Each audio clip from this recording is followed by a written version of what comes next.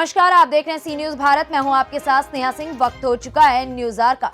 महज 72 घंटे के भीतर ही हथियारों के दम पर चैन लूट की वारदात को अंजाम देने वाले 3 बदमाशों को पुलिस के साझा प्रयासों की बदौलत गिरफ्तार कर लिया गया है। इस पूरे मामले से जुड़ी एक घटना से फरियादी रिटायर्ड जज की पत्नी थी, जो द्वारकापुरी थाना क्षेत्र में स्थित अपने निवास से गुरुवार को फिजियोथेरेपी के लिए अन्नपूर्णा रोड क्षेत्र के चाणक्यपुरी रोड से गुजर रही थी। इसी दौरान बदमाशों ने उनके गले से चैन झपट ली थी, जिसके बाद शिकायत द्वारकापुरी थाने पर की गई थी। इसी बीच शनिवार को इंदौर की भंवरकुआं पुलिस ने पालदा क्षेत्र से वाहन पेट्रोलिंग के दौरान एक बाइक पर सवार 3 बदमाशों को संदिग्ध हालातों में घूमते पाया। पुलिस के द्वारा पीछा करने पर बदमाश भागने की कोशिश करने लगे थे, लेकिन सीएसपी और टीआई स्तर के अधिकारियों ने उन्हें गिरफ्तार कर लिया।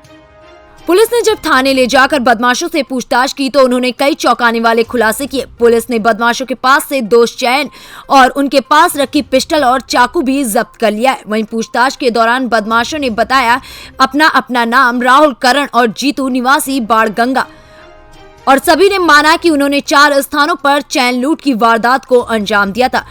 वहीं रिटायर्ड जज लक्ष्मीकांत भार्गव ने पुलिस द्वारा निभाई गई ड्यूटी पर खुशी जताते हुए कहा कि पुलिस का मनोबल बढ़ाने के लिए उन्हें पुरस्कार मिलना चाहिए और जिस तरह से पुलिस ने उनके केस में कार्रवाई की है वो तारीफ के योग्य है। इधर थाना प्रभारी गोपाल परमार ने बताया कि सीसीटीवी कैमरों से मिलने वाले साक्ष्य के बेहद कारगर होते हैं और उन्हीं के आधार पर कार्रवाई हम लोगों ने की, जिसमें हमें सफलता मिली है। हुई थी और उसको लेके एक बड़ी कार्रवाई इंदौर पुलिस ने की है और बड़ी संख्या में वारदातों का खुलासा हुआ।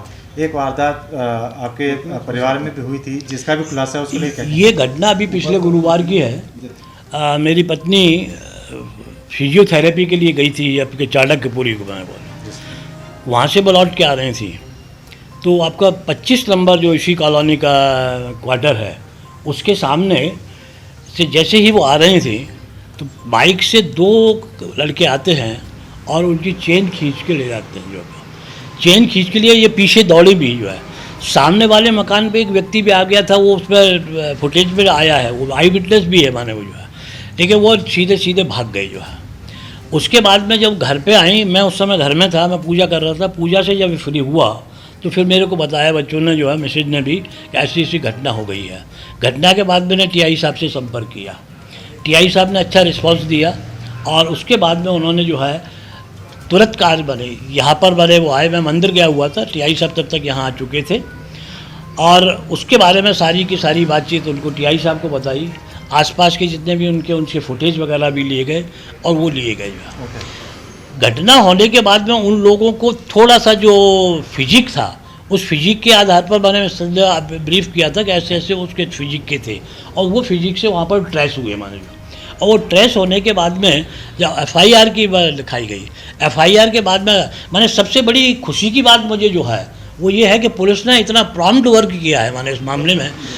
आप लोगों से भी थोड़ा सा आग्रह माने मैं ये करूँगा, जिस प्रकार से कि आप चोरी हुई, लूट हुई, डकैती हुई उसको हाईलाइट करते हैं, इस प्रकार की घटनाओं को अगर आप हाईलाइट करेंगे तो इस प्रकार की घटनाओं से पुलिस का एनकरेजमेंट होगा। माने 72 घंटे के अंतर्गत 72 घंटे के भीतर माने रिकवरी हो जाना वास्तव में तारीफ के काबिल है। मैंने जो है इतना मैंने मेहनत की है, इन लोगों ने बराबर मेरे संपर्क में रहे, फ़ोन करते रहे, मेरे बेटों के संपर्क में रहे। मेरे दोनों बेटों ने भी मैंने इनको वो किया, कॉपरेट किया जिस हिसाब से कर सकते थे। और जब रिकवरी हो गई तो रिकवरी के बाद में स्वयं टीआई साहब यहाँ आए मेरे पास में और उन्होंने मेरे को मैसेज दिया कि बोल साहब यहाँ, मैं ऊपर सोले चला गया था, यहाँ बच्चे बहू वगैरह थे नीचे, तो मैसेज आया कि साहब ये रिकवरी हो गई है और मैंने मिल गया है। तो मैंने ये सबसे बड़ी अच्छा। अब ऐसी इस समय क्या होता है कि आप इस चीज़ को अगर हाईलाइट करते हैं तो इन लोगों का एनकरेजमेंट होगा। दूसरा, इसी हाईलाइट के साथ में आप लोगों को ये मैं भी अपनी तरफ से इस चीज़ को कहना चाहूँगा कि ऐसी रिकवरी के बारे में, ऐसे मौके पे जो इन्वेस्टिगेशन 72 घंटे में रिकवरी हो गई है, ऐसे लोगों को अवार्ड देना बहुत ज़रूरी है। अवार्ड देंगे तो उनका और एनकरेजमेंट होगा अवार्ड से। और वरना क्या होता है कि चोरी की घटना तो हो गई, हाईलाइट भी हो गई, पुलिस की छवि भी खराब हो गई, लेकिन रिकवरी का पता भी नहीं है, तो डेफिनेटली उनको डिमोरलाइज होते हैं वो।